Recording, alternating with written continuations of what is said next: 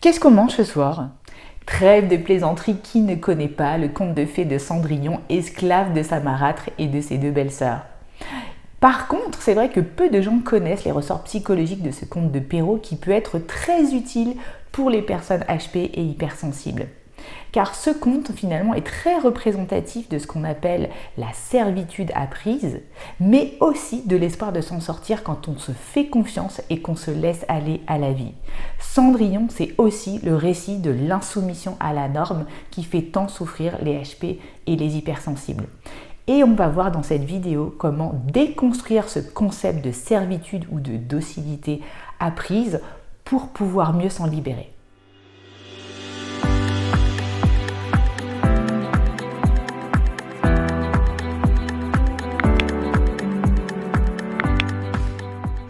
Je m'appelle Sandrine Larive, je suis coach hypnothérapeute et ma mission ce n'est pas de te faire retrouver ta pantoufle de verre, mais bien plus d'exploser ton plafond de verre interne pour pouvoir réécrire ton voyage de l'héroïne, ton conte de fées personnel sans entrave pour libérer ton plein potentiel. Si tu es intéressé par tous les syndromes et complexes de la femme surdouée, j'ai créé une playlist spécialement pour ça. Va voir le lien sous la vidéo. Et n'hésite pas à remplir le questionnaire qui s'appelle « Besoin d'aide » si tu veux qu'on discute de ta situation personnelle. Récemment, j'ai revu Cendrillon et je me suis demandé pourquoi ce conte de fées était toujours autant d'actualité.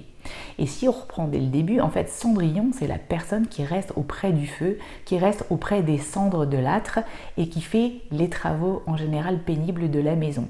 C'est un mot aujourd'hui parfois péjoratif pour désigner quelqu'un qui est dans un dévouement total comme raison de vivre, choisie ou imposée. Et on se rend compte que pour cette personne dévouée, eh bien en fait, servir, c'est le lieu d'un combat singulier pour exister aux yeux des autres, mais aussi à ses propres yeux. Je sers, donc j'existe. Et j'entends souvent des phrases aussi auprès des femmes Cendrillon en puissance que j'accompagne, comme je peux pas me plaindre, c'est normal que je me contente de peu. C'est d'abord Colette Darling, une auteure américaine qui a publié un essai en 1981 intitulé « Le complexe de Cendrillon » avec en sous-titre « La peur secrète des femmes d'être indépendantes ». En fait, dans ce livre, elle examine comment les femmes ont été socialisées au cours des années pour croire qu'elles doivent être dévouées aux autres, être agréables ou encore répondre aux attentes des autres avant les leurs. Colette Darling décrit en fait le complexe de Cendrillon comme un schéma mental qui se manifeste par une tendance à s'effacer, à se sous-estimer, à dépendre de l'approbation des autres, à se conformer à des normes sociales traditionnelles et même à s'auto-saboter par peur d'être indépendante. Elle nous dit qu'à l'époque, les femmes sont souvent éduquées dans l'attente d'un prince charmant qui va les sauver et avec lesquels elles vont se sentir aimées et valorisées. Et du coup, elles s'enterrent dans le mythe qu'elles doivent être protégées et prises en charge pour survivre. Et qu'est-ce qui se passe? Ces femmes restent dans la réserve, elles s'interdisent de progresser, elles refusent leur originalité, elles n'osent pas affirmer leur personnalité, elles se méfient de leur intelligence, finissent par saboter leur avenir et devenir de plus en plus dépendantes de ce soi-disant protecteur. Et si tu veux aller plus loin, Saverio Tomasella analyse dans son livre « Se libérer du complexe de Cendrillon, trouver l'audace de vivre » de manière plus vaste en fait, ce conte de fées de Cendrillon, notamment avec sa casquette psychanalytique. Et c'est quoi le problème finalement de rester coincé dans ce complexe de Cendrillon? Eh bien la première chose finalement c'est le risque de passer d'esclave à despote dictateur et de faire le vide autour de soi. À l'image de cette femme qui s'est mariée, a eu 3 enfants, a arrêté de travailler et s'est donné l'illusion que c'était quelque chose de choisi. Et puis est devenue de plus en plus dévouée à toute sa famille, à chercher la reconnaissance de tout ça. Mais finalement, elle est devenue aussi de plus en plus intrusive avec ses enfants et elle a fini par se les mettre à dos et s'est mis à dos toute la famille. Entre victime et bourreau, il n'y a qu'un pas et c'est ce que je t'explique dans une vidéo précédente sur le triangle de Karpman. Et puis, il y a aussi cette femme qui diminue en fait son mari, qu'elle avait mis avant sur un piédestal, et puis après les hommes d'une manière générale, parce qu'elle se targue que ce sont des grands enfants qui nécessitent son aide, alors qu'elle a été actrice majeure dans un processus et un jeu d'infantilisation. Ou encore cette femme qui se plaint de sa relation d'asservissement qu'elle a choisie, mais qui ne veut pas y mettre fin. Soit qu'elle a peur de rester toute seule, soit qu'elle reproduit le même choix de sécurité, tout en n'assumant pas les conséquences sur son existence. En fait, elle veut avoir le beurre, l'argent du beurre, le crémier en prime, c'est-à-dire le prince, le château, la sécurité et la plainte. Et au-delà de cette approche purement dualiste, méchant, gentil, esclave, dictateur, on se rend compte grâce au conte de fées de Cendrillon qu'on a tous ces personnages à un moment donné dans notre vie en nous qui se succèdent. Que ce soit la marâtre, les belles-filles jalouses, le père abandonnique, la marraine bienveillante Cendrillon, on est amené à avoir tous ces rôles dans notre vie et ça nous permet de sortir d'une approche binaire et d'aller vers une intelligence plus sensible et plus intuitive. L'autre grand risque de consacrer sa vie à l'autre, c'est de finir par rétrécir. C'est finir par perdre ses compétences professionnelles ou encore ses capacités artistiques et créatives ou encore carrément son élan vital, la fameuse entéléchie propre aux surdoués. C'est aussi finir par ignorer ses besoins, ses envies, ses talents au risque de se perdre dans un faux self et même de se dépersonnaliser totalement. Et puis aussi une personne qui veut sortir de sa condition mais qui n'arrive pas à sortir de la norme, et bien au final, qu'est-ce qu'elle fait? Elle retourne cette violence contre elle et ça peut déclencher aussi des addictions. Alors maintenant, on va voir quelques pistes de réflexion pour libérer son potentiel et se sortir du complexe de Cendrillon. La première des questions va te sembler peut-être étrange, mais ma question principale c'est quel est le bénéfice que tu retires en étant totalement dévoué? Quelle est la partie de toi qui gagne à faire ça? Car je te le rappelle, quand on maintient un comportement, c'est qu'on a toujours inconsciemment un intérêt à le maintenir. Et tu vas voir qu'il existe pas mal de nuances concernant ce que chaque personne cherche à obtenir en se dévouant aux autres. Par exemple, ça peut être aider régulièrement ou ponctuellement les autres pour manifester son affection et sa compassion. Ça peut être aussi rendre service pour être reconnu, aimé, valorisé. Ça peut être aussi se dévouer pour briller, pour avoir de la reconnaissance, pour recevoir des compliments. C'est aussi servir par devoir, contrainte idéologique, par soumission à l'ordre établi, à la grande matrice.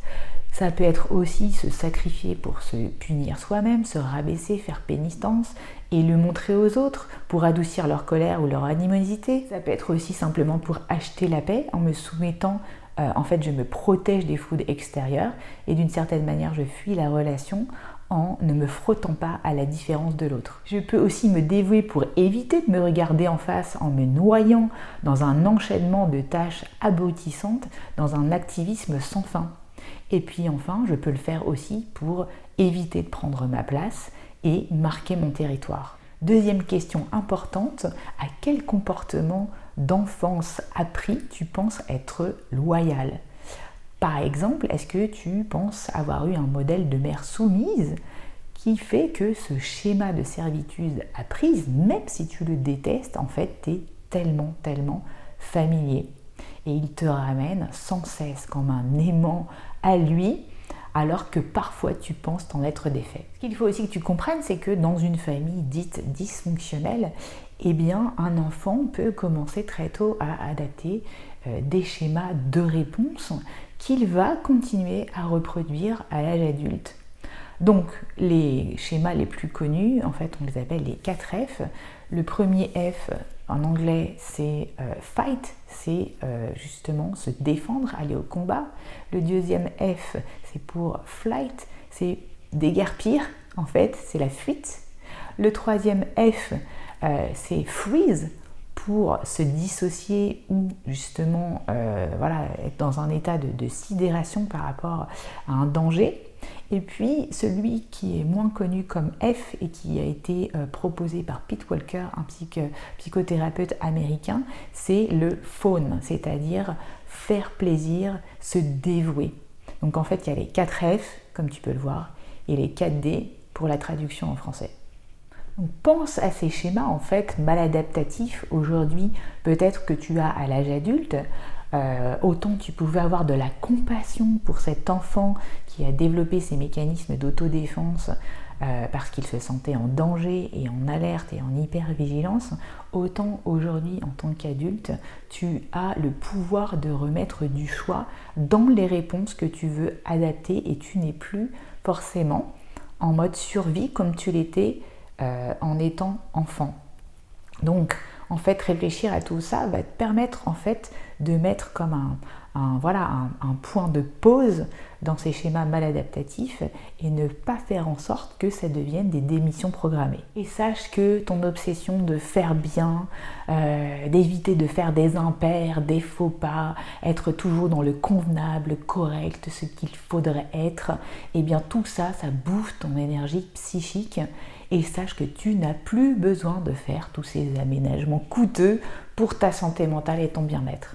Et troisièmement, tu sais que j'aime te remettre dans ta zone de responsabilité, sans jugement, mais que j'aime que tu remettes de la conscience dans tes schémas automatiques et en autopilote. Alors ma première question, c'est à quel moment dans ta situation tu as consenti à restreindre ta propre liberté ? À quel moment tu as accepté le tout premier pas de servitude qui a entraîné les autres ? Quelles sont tes zones de complicité avec cette servitude ou ce protecteur ? Et réfléchis aussi à chaque fois que tu es gentille, est-ce que c'est toujours aussi dans ton intérêt ? Est-ce que tu y prends du plaisir ? Ou est-ce que c'est juste parce que tu as pris l'habitude de prendre en charge et d'être un super parent pour tout le monde.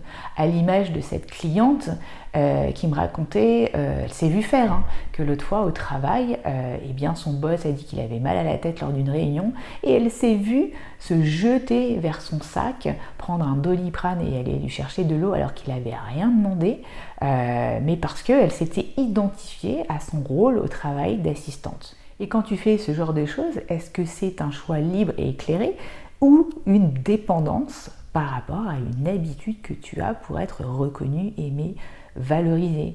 Et attention, la limite est vraiment ténue entre servile et serviable.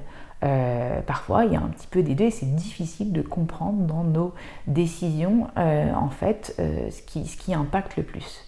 Et rappelle-toi, ce que j'accorde ou j'inflige aux autres, c'est ce que je m'accorde ou je m'inflige à moi. Et puis je vais te demander enfin de réfléchir à dans quel domaine de ta vie tu as l'impression d'avoir un dévouement énorme, un sens du sacrifice, une obéissance forcée, que ce soit boulot, enfant, famille étendue, même pratique sportive. Dans quel domaine tu as l'impression en fait que tu es complètement dévoué. Et je vois dans le cadre de mon travail beaucoup d'entrepreneurs atypiques qui deviennent esclaves de leur business sous prétexte de faire un métier passion. Et en général, on se rend compte qu'ils étaient déjà esclaves quand ils étaient salariés. Et réfléchis aussi à tous les modes de domination invisibles et collective auquel tu es soumis. Il n'est pas loin le temps où on avait son mantra au-dessus de nous, travail, famille, patrie. Alors je sais que c'est pas facile de démêler ces schémas appris conscients et inconscients, de comprendre nos croyances limitantes depuis l'enfance, surtout lorsqu'on a la tête dans le guidon. Et mon boulot aujourd'hui, c'est de t'accompagner pour te faire prendre conscience de ces schémas intérieurs pour te permettre de mieux agir avec l'extérieur. Alors si avec cette vidéo tu te rends compte que tu t'es perdu en route comme la pantoufle de verre de Cendrillon, eh bien sache que je ne suis pas la fée marraine avec le pouvoir de la baguette magique. Non, je suis là pour t'aider, t'accompagner à remettre de la féerie dans ta vie grâce au pouvoir de l'imagination, à te reconnecter à tes ressources inconscientes et te reconnecter à ton instinct sensible, sauvage, pour que tu puisses reprendre le bon chemin de tes désirs enfouis. Ni martyr ni sainte, Cendrillon, c'est avant tout l'espoir d'un processus d'évolution personnelle, car rien n'est déterminé.